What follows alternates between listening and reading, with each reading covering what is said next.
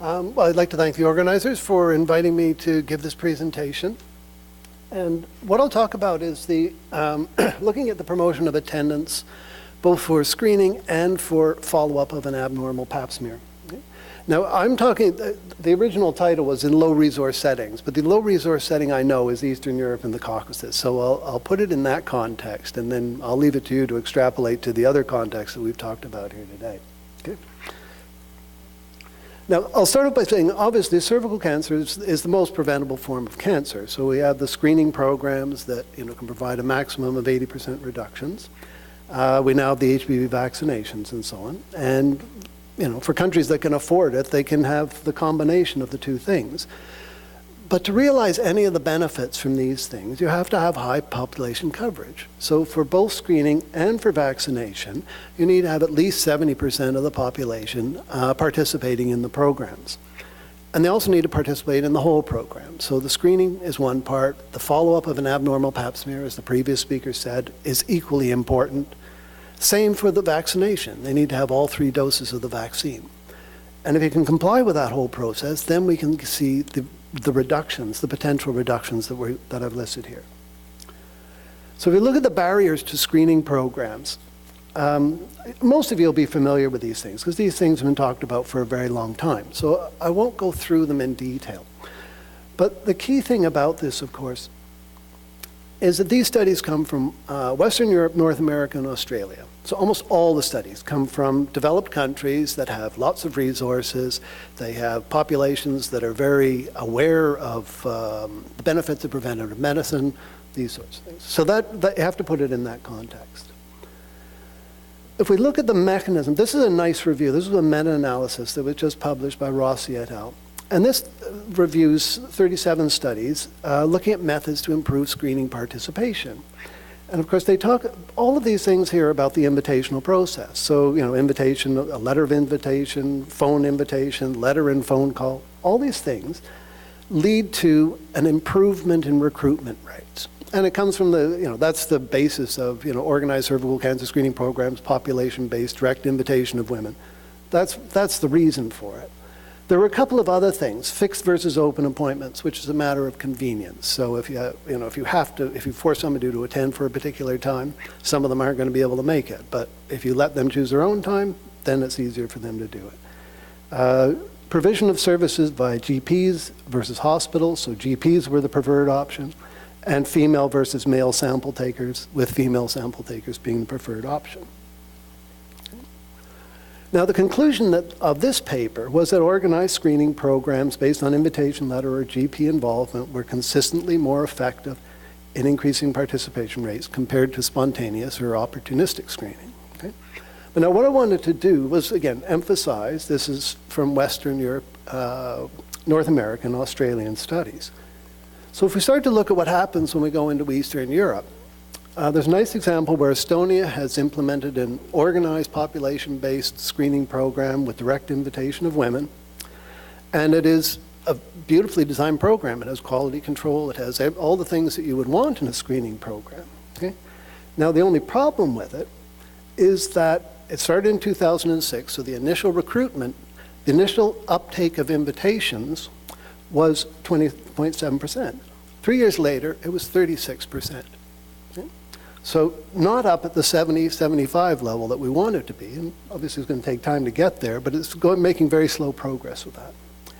Now they did a study of the reasons for non-compliance with invitation. Recent visit to the gynecologist was the primary one. So people preferred to go opportunistically to the gynecologist rather than go to the screening center and be part of the program. Fear of having a pap test, that was on the original list that we had of things that stop people from going to programs. So fear of having a pap test, embarrassment, fear of pain, these sorts of things. And then we have these things, wait too long for an appointment, clinic too far away, appointment time's not suitable. So these are all matters of convenience. This comes to the point of trying to make it convenient for people. And as soon as you start putting barriers in the way of people, then you reduce your recruitment rates. Now let's also look at Poland. Poland is another example where in 2005 they launched an organized screening program Population-based direct invitation of women, women aged 25 to 60, 1-year interval. It's a historical issue. I mean, it's not something that is necessarily advocated in the European guidelines, what have you. But then we have attendance here, 2009. So this started in 2005. 2009, 17% of women were complying with invitations. Got up to about 26% in 2000, and then leveled off and looks as though it might be declining now in 2011. Okay? Now, one of the things about this is that they found the most effective method to increase recruitment was television advertising, and specifically television advertising during a football game. Okay? And the direct invitation part really did not work for them. Okay, so we've got a Western European view and the European guidelines for cervical cancer screening and all, put a very heavy emphasis on the direct invitation, population-based direct invitation. But in these environments, it just doesn't seem to work. Okay. Now, one more example, Georgia. So it's the Republic of Georgia, not the Georgia in the United States. They launched a screening program. The municipality of Tbilisi launched a screening program in 2008.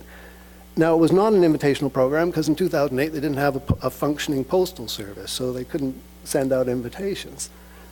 So what they did was they did recruitment through promotion. They had celebrity endorsements. So the First Lady of Georgia, Sandra Ruloff, was the figurehead for the program. She's very popular in Georgia. She gets a lot of media attention. She was excellent at promoting the program. They held a number of public events to promote the program. And they got public service advertising, on television, radio, newspapers. And this is the screening attendance they had. So 2009, 17%, 2010, 18.6, and so on. Now that's obviously very low, but this is about what it was in Poland with direct invitation. It's pretty much exactly the same rate.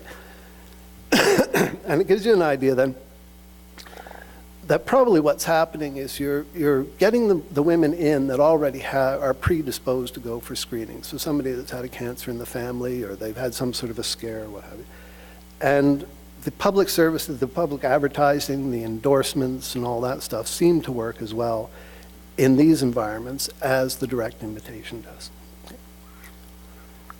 So therefore, even in places where it's possible, where you've got the administrative services to implement a population-based organized program with direct invitation, it doesn't seem to work any better than opportunistic screening. Okay? And there's a number of reasons that this might happen. I mean, in Eastern Europe, there's a substantial distrust of government services in many countries. And this might be one of the factors that's operating in Estonia, where women prefer to go to the local provider, the gynecologist that they've known for a number of years, rather than utilize a government service. There's also, in these countries, there's no recent tradition of preventative medicine. So the younger people don't have any experience with public health programs, what have you, because they just disappeared after the collapse of the Soviet Union. Whereas the older people remember the Soviet-style community health programs, which were not invitational, they were by command. And then you have a lack of awareness of the benefits of screening, obviously complicating matters. And in these countries, there's a number of other priorities. People are having a hard enough time just making enough money to feed their families and so on. And screening, therefore, moves down the priority list. So that's in countries where they have administrative structures. But one of the key things that happened with the collapse of the Soviet Union with regard to the healthcare systems is that they just turned the whole thing over. And so medical services that could sell their services, so doctor services, what have you, a lot of those still exist. And you have a reasonable capacity in some things. There's, like in Georgia, they've actually got an excess of gynecologists.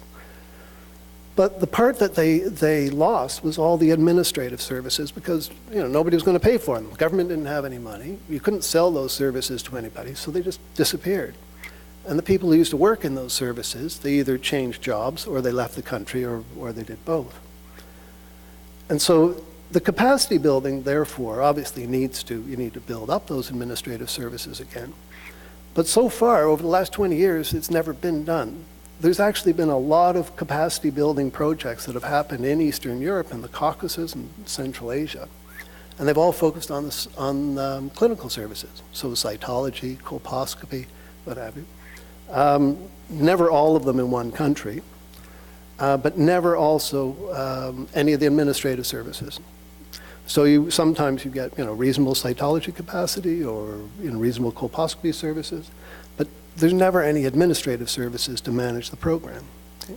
So Estonia, Poland and so on, they're exceptions, and they've also had a lot of support from the European Union to implement these services. Okay. So now I want to go on to colposcopy.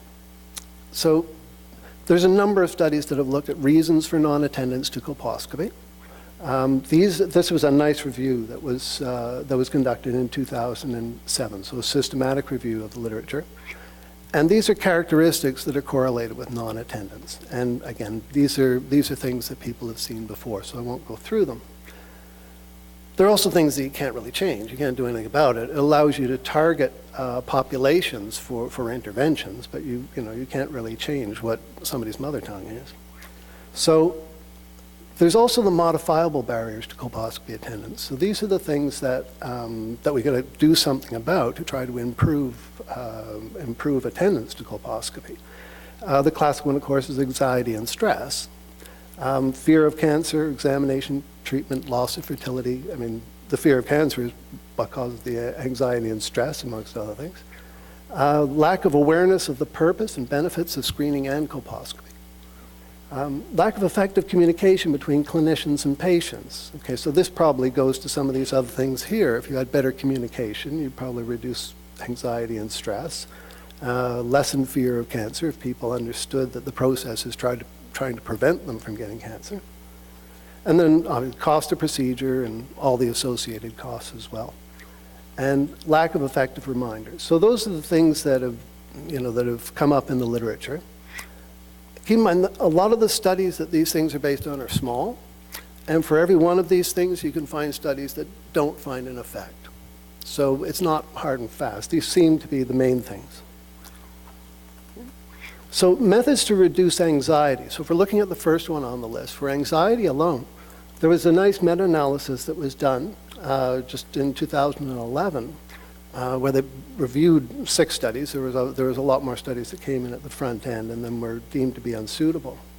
But the main thing that came out of this was that there was insufficient evidence to support or refute any of these things for reducing anxiety levels. Okay. Now those studies were from the UK and Hong Kong, so again, they don't apply necessarily to Eastern Europe or Latin America or any other environment. Now we look at other things then, so methods to increase knowledge and awareness, educational tapes, these things, telephone counseling, lack of effective communication between the clinicians. This was found to be quite a strong predictor of attendance, was involving the patient in discussions about management, so the patient participated in making decisions. Reminder letters seems like an obvious thing, but obviously reminder letters and telephone calls and or educational leaflets increased attendance to colposcopy, and reminder calls with counseling. So combining the telephone counseling with a reminder letter, all of these things then increased attendance for colposcopy. And then costs, free screening, but also taking into account the associated costs, so transportation, childcare, these sorts of things. Now, I'll come back to the Georgian example, primarily because I wanted to highlight the fact that the colposcopy attendance in Georgia is not that bad. Based on these figures, if you're looking at the more recent parts, it's up around 90%, which is probably similar to what we see in a lot of developed countries. But of course, the key thing about this is you have a very selected population at the front end. So these people, they probably participated in the program because they either had the higher levels of awareness or they had concerns, what have you. And then that's probably one of the main drivers down here as well. And so if you were to expand this part, you'd probably find that the colposcopy dropped off at the bottom. Okay. So in summary, promoting attendance to screening and colposcopy, a lot of the things overlap. If we look at communications, the thing about it is to be proactive, not to wait for women to come for information, because you're looking at people who are non-attending, so they're not going to ask for information if they're not going to attend. So being proactive, delivering information with letters of invitation, having other mechanisms for getting information out into the community. It has to be tailored to the specific audience, language, vocabulary, and culture. Should explain the purposes and the benefits of screening, because that was one of the things that was a barrier. And probably focusing on the fact that cancer can be prevented. So it is one of the things that people do not want to go for screening for, is because they don't want to find out they've got cancer, and they don't understand that this is a mechanism for preventing them from having cancer. Patient involvement in decision-making. So that's the communication part. The convenience part, this comes back to things like the Estonian example, just making it easy for people to come, reducing the number of barriers to get in the way. So, convenient clinics, convenient times, and also, if possible, address the cost for the women. That's not always possible. And then promotion in these environments. Promotion perhaps is more important than the direct invitation business, at least in the front end. Once the population has a higher level of awareness, a higher level of understanding of the benefits, then the direct invitation will have more effect, I would expect. But the most important thing, I think, is that the barriers to screening and colposcopy are country and even region specific. So the literature provides a basis of information that can be used, but that information needs to be adapted to the region. Most of the regions I work in don't have any data, so you need to adapt it on the basis of your best guess, but then pilot the interventions to make sure they work in your own country or region. That's the one nice thing that the Georgians did, is they had the pilot study in Tbilisi and allowed them to work out all the problems, and now they're in the process of expanding it further in. And thank you very much. Okay.